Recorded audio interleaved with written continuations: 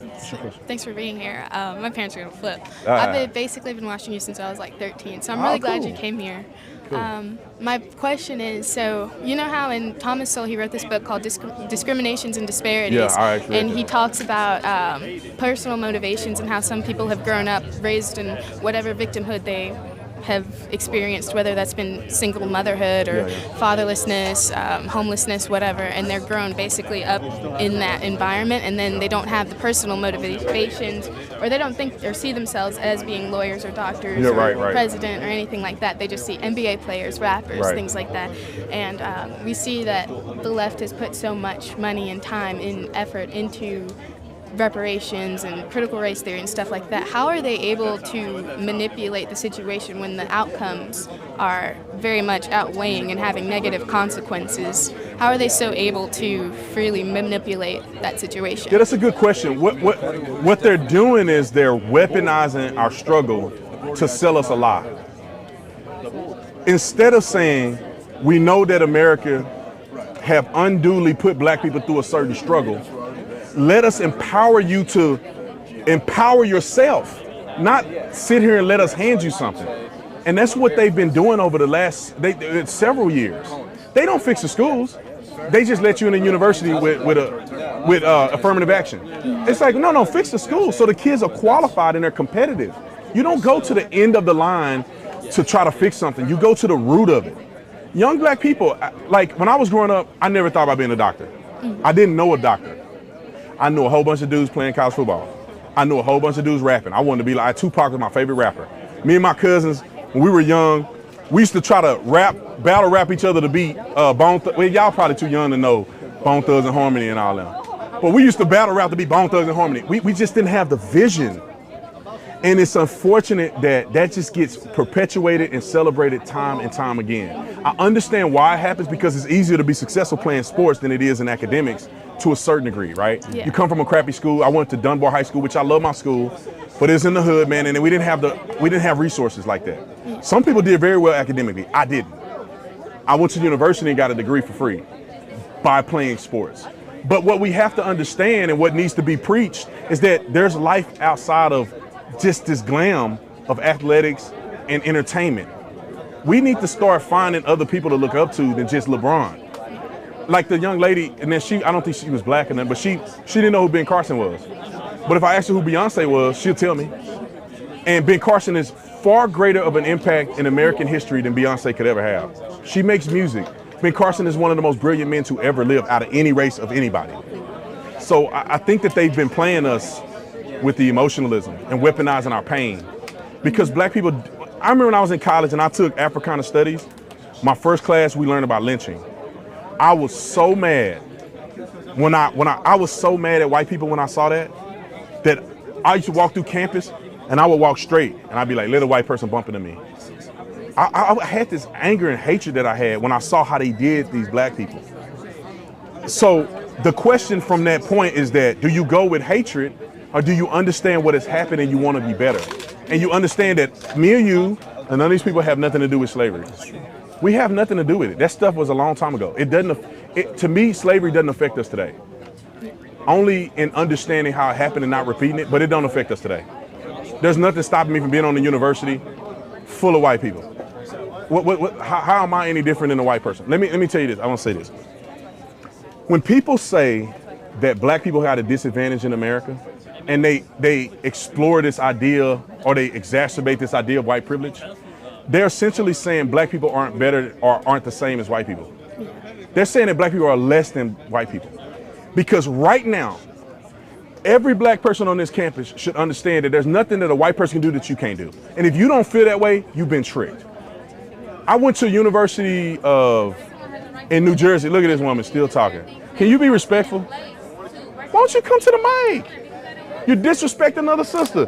All you're doing is disrespecting everybody that's coming to the mic. Let me move on. Because you're drawing attention to you. You're in my ear. You're in my ear. Really? This is the attention you want? I don't think nothing. I just want you to stop or come to the mic. It's just simple, man. See, this is the difference. You can't have a mentality like this. This is how people fail in life.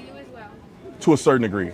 You got to have decorum, even if you disagree with somebody. You got to have a level of decorum. But anyway, let me move on to the next question. You have a next question? That's basically it. But Okay. yeah, with especially, I think that people take it because every single ethnicity in America has had a history of coming into the United States. You know, like Yeah. the Italians came and they were Yeah. discriminated against. Yeah. Irish people came, they were discriminated against. I think that black people's integration into society was more recent in years as far as segregation goes. I know we Right. were slaves and stuff like that, but when they were supposed to Yeah. be accepted as people, it was entirely different as opposed to that. But it's just crazy. No, I think I agree. You made a really good point, and I think that everybody should understand this. She had made mention that the integration of black people is much different, right? If you look at the Hispanic people that have come into this country, the integration is different. They come through immigration or they illegally come into this country, whichever way they do it.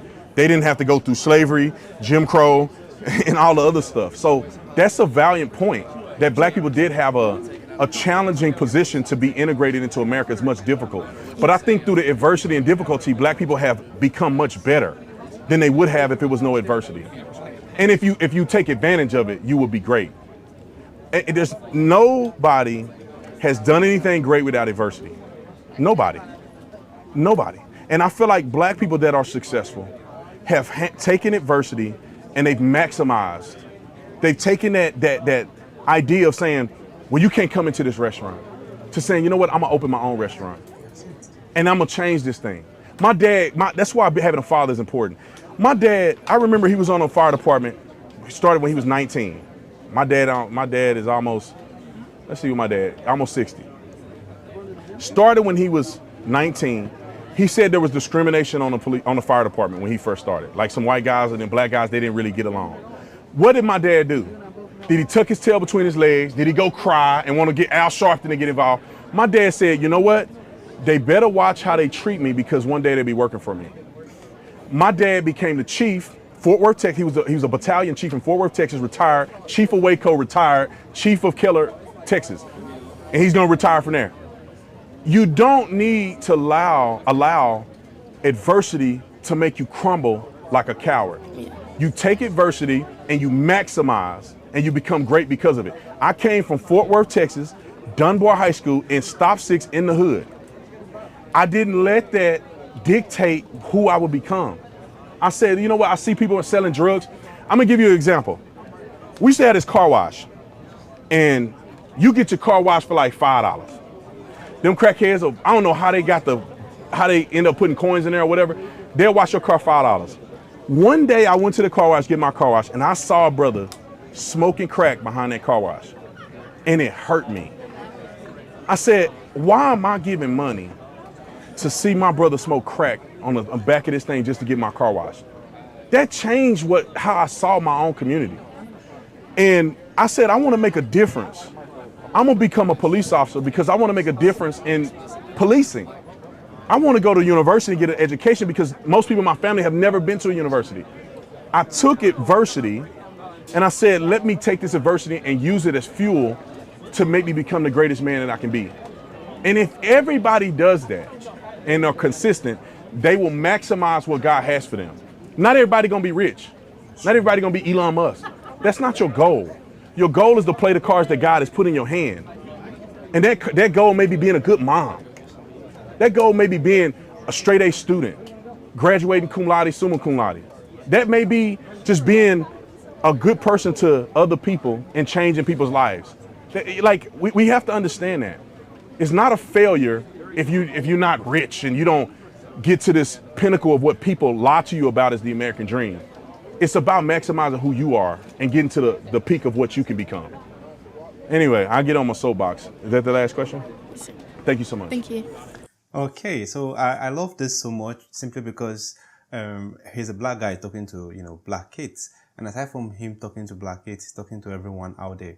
Don't take where you're coming from or because of the story you're being told, don't hold on to it and deprive yourself of the beauty of life or what you could have achieved. There's a story, I think I've forgotten who told me the story, whereby there are a drunk dad gave birth to two sons. The first one became a drunkard simply because of the lifestyle of the father. The second son decided not to test anything alcohol in his life. because he don't want to be like his dad. It all boils down to your decision. You understand? If a certain group of people see your race or see you as this kind of person, it's left for you to prove them wrong, that though I might be born from this place, but I can make a difference. You understand? You are not making that difference to massage their ego. You are doing it for yourself, because you know this is the disadvantage that you're born into. So you have to correct it. You have to rewrite your story. And I think that is what he's doing right here. I don't know his name, but I love the fact that even if he decided to be a cop, he's also teaching these young generations, letting them know that you were not born into racism, you were not born into slavery. You were born into a system whereby slavery ended, let's say, almost 500 years ago, and things have been going on well. So stop making it look like you are holding on to the past. By doing that, you are not moving forward, because you are taking a step backward instead of you to move forward. And I've seen people come from society or from family whereby no one have ever achieved anything, and they decided to rewrite the name of their family. You understand? That is how it all starts, because it all depends on determination. Okay, this thing have gone wrong. This is how we are. What can I do to make a difference? That is it. That is what we all need to look out for, like to make a difference, to add to the society. Because if you decide to be the best at what you do, no one is going to say you are black, you are white, you are this. Everyone will want to claim you. If you're an American, they will want to say he's an American. They will not want to say he's a black American. They will say he is an American. And also, if you are not from American, you are from any part of the world. If you decide to visit American any day, you are not going to be stopped, because they know the impact you're going to make. I think the world deprive people from having visa to certain country because of who you are or the impact you've made. If you've made a positive impact in the world, everyone will want you to visit their country because they feel you have something to add to them. So be the difference, be the change your family is looking for, be the change your race is looking for. As black as we are, we need to make the world see us in a different way. That is it. The world have this perspective about us. We need to change it. And I'm happy that a whole lot of black are doing it. They are changing the perspective of black out there. And we can do more, we can do more. We can decide, by doing more, I mean we can decide to do way beyond what our father did, decide to do away with our past, and focus on the future, focus on how to make an impact. Anyway, let me know what you think in the comment section. If it is the first time visiting the channel, click on the subscribe button. Thanks for watching and remain blessed.